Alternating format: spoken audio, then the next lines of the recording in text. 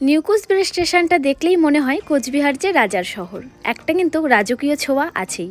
So hello everyone, welcome back to new video. কেমন আছো তোমরা সবাই? আশা করছি ভালো আছো, সাথে সুস্থ আছো। তো 1:45 নাগাদ আমাদের ট্রেন ঢুকে গিয়েছিল, আর আমাদের ট্রেন ছিল তিস্তা তোরসা, আর ট্রেনের টাইম কিন্তু একদম সঠিক সময়ে ঢুকেছে। এরপর ট্রেনে উঠে কিছুক্ষণ পর আমরা সবাই মিলে লাঞ্চ করে নিলাম, কারণ বাড়িতে সেভাবে তাড়াহুড়োতে খাওয়াটা হয়নি। আর লাঞ্চে ছিল ডিমের কারি, সাদা ভাত আর কাতল মাছের ভাপা। ডিমের কারি নিয়ে গিয়েছিলাম আমি, কাতল মাছের ভাপা করে নিয়ে গিয়েছিল আমার পিসি, আর সাদা ভাত নিয়ে গিয়েছিল এক দিদি। তো আমরা 3 জন মিলে যাচ্ছি নৈহাটিতে বড় মার দর্শন করতে। আর দেখো, তারপরে কিন্তু 3 জন মিলে খাওয়া দাওয়া করে জমিয়ে আড্ডা দিতে বসে গিয়েছি, আর সাথে ঝুড়ি ঝুড়ি গল্প নিয়ে।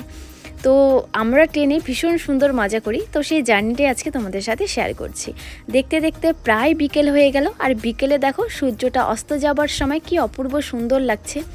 পড়ন্ত বিকেল এমনিই সুন্দর লাগে, আর ট্রেনের থেকে দেখতে আরও অসম্ভব সুন্দর লাগছে। এরপর দেখতে দেখতে সন্ধে হয়ে গেল, আর সন্ধেতে নিয়ে নিয়েছি ঝালমুড়ি। ট্রেনে ঝালমুড়ি খাবো না, এটা তো হতেই পারে না। আর সাথে 1 কাপ লেবু চা। লেবু চাটা অসম্ভব ভালো লাগে। এই প্রথমবার ট্রেনে আমি লেবু চা খাচ্ছি। অ্যাকচুয়ালি আমার চা তো ভীষণ প্রিয়, তবে সবসময় আমি দুধ চাটাই খাই। তবে এবার এক দিদির কথাতে আমি নিয়ে এলাম লেবু চা। খেতে বেশ ভালো হয়েছিল। তার কিছুক্ষণ পরে নিয়ে নিলাম লুচি আর আলুর সবজি। এটা আমার পিসিই বানিয়ে নিয়ে গিয়েছিল, আর আমার পিসির হাতের রান্না ভীষণ ভালো।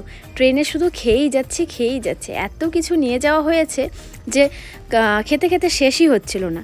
তারপরে দেখতে দেখতে আমরা পৌঁছে গেলাম ফারাক্কা ব্রিজে। আর ফারাক্কা ব্রিজে অনেকক্ষণ ট্রেনটা দাঁড়িয়েছিল, আর ফারাক্কা ব্রিজে দাঁড়িয়ে এই জলের উথলাটা দেখতে অসম্ভব সুন্দর লাগছিল। জানি না কতটা এসছে ফোনের মধ্যে।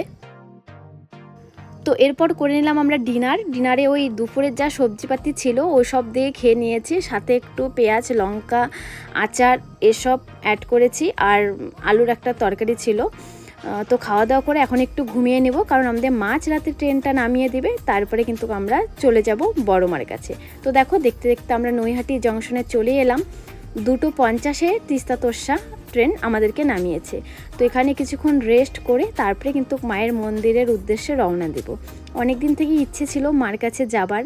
তো যে কথাই আছে, মা যতদিন না তোমাকে টানবে ততদিন তুমি মার কাছে যেতে পারবে না, মার দর্শন পাবে না। বছরখানেক আগে আমাদের সমস্ত প্ল্যান হয়ে গিয়েছিল, সমস্ত কিছু হয়েছিল, কিন্তু আমি যেতে পারিনি। ওই যে মা তখন হয়তো আমাকে ডাকেনি। তো এবার ফাইনালি মা আমাকে তার কাছে ডেকেছে। তো আমি ভীষণই খুশি, কারণ অনেক দিন থেকে ইচ্ছে ছিল যাওয়ার। তো দেখো, এই হচ্ছে নৈহাটি স্টেশনটা বেশ বড়। এর আগে আমি কখনোই নৈহাটি স্টেশনে যাইনি, এবারই প্রথম।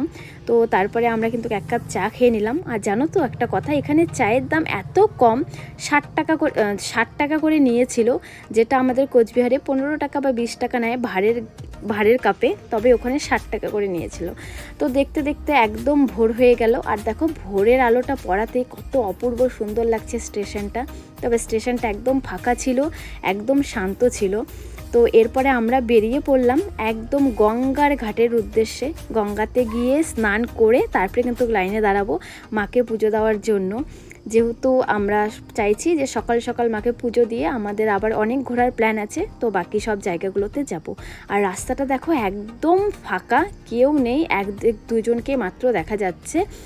তো আমরা দেখতে দেখতে কিন্তু গঙ্গার ঘাটে চলেও এলাম। আর গঙ্গার ঘাটে সকালের হাওয়াটা লাগছিল অপূর্ব ভালো, মানে সত্যি মনটা একদম ভরে গিয়েছিল। আর অনেকটা আমার মায়াপুরের কথাও মনে পড়ছিল, একদম ভোর ঘাটটা এরকম ছিল মায়াপুরের।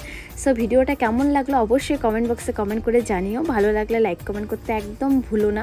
তোমরা যারা নৈহাটি যাবে তারা নিউ কোচবিহার স্টেশন থেকে একদম ডাইরেক্ট ট্রেন আসে তিস্তা তোরসা। তোমরা কিন্তু তিস্তা তোরসাতে করে মার কাছে চলে আসতে পারো। এরপরে স্নান করে ফ্রেশ হয়ে তারপরে কিন্তু আমরা লাইনে দাঁড়াবো। এরপরে কিন্তু মায়ের মন্দিরে কীভাবে পুজো দিলাম সেই ভিডিওটা আসবে, তো তোমরা পার্ট বাই পার্ট দেখে নিও। সবাই ভালো থেকো, সুস্থ থেকো, সাবধানে থেকো।